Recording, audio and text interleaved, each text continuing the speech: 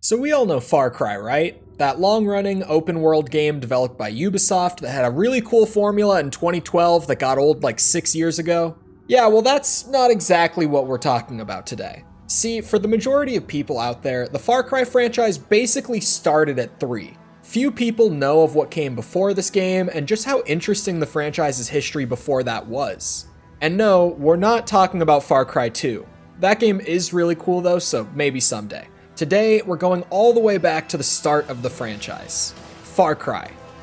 Just Far Cry. Released in 2004 by Crytek. Yeah, the Far Cry series wasn't actually created by Ubisoft, they only published the original game. And if Crytek sounds familiar, it's because they're the guys that would go on to make the Crysis games, Rise Son of Rome, and Hunt Showdown. But anyway, back to what I was saying, Far Cry was a single-player FPS game developed by Crytek and published by Ubisoft, released in 2004. We play as a man named Jack Carver, and if there's one thing I could say to describe him, it's that he's just a dick. Good point. Keep talking. Jack is a man who finds himself stranded in this tropical archipelago controlled by a private research company and PMCs. What is this? A bad spy movie? You two are gonna get us all killed. The story in this game is actually very entertaining in a so bad it's good kind of way. The script itself is pretty awful, the voice acting almost as bad, and everything is played completely straight as if it's supposed to be taken completely seriously. Pilot's dead. Jump! Long story short, you fight your way through the island to learn the researchers are trying to force hundreds of years of evolution through the use of a serum. These experiments aren't going well, the subjects all break out, and now you're trying to escape this place with PMCs and mutant creatures hunting you down the entire time. But the real reason I ever went back to check this game out in the first place was the graphics on display here. It may not be breathtaking by today's standards, but just look at this. The colors, the fidelity, the way that moving through the foliage casts dynamic shadows on your weapons.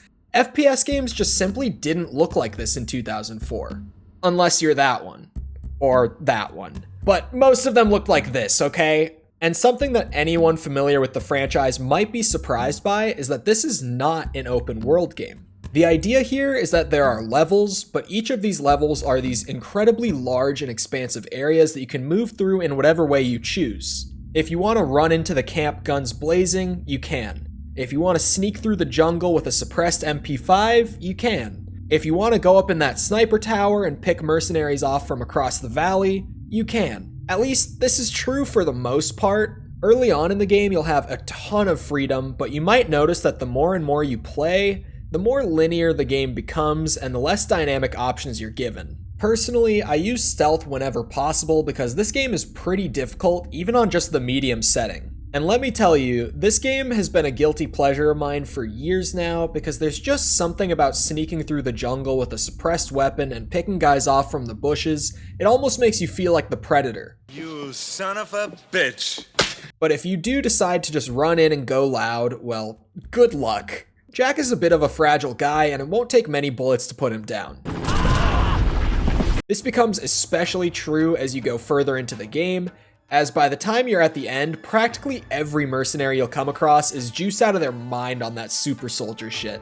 The higher tier mercenaries as you go through the game also get more and more accurate, and by the end, you're just getting aimbotted, man. And since I keep alluding to it, we just need to talk about what happens as the game goes on. I am not exaggerating when I say that I don't know of another game that nosedives this hard in its second half. Starting pretty much as soon as the mutants are introduced, the game has such a sharp and gradual decline in quality all the way until the end. I wouldn't be surprised if I found out that this game was majorly rushed out the door before it was ready, because the early half is genuinely so well done, but by the end of it, you're just begging for it to be over. I mentioned that the game is difficult, and early on there are a lot of creative ways you can work around this, but by the end of the game you're getting thrown out into a literal volcano, surrounded by snipers and mutants with rocket launchers for arms. Oh yeah, and God help you if you find one of those rocket guys indoors. They genuinely have no sense of self-preservation and will just shoot rockets at you point blank range.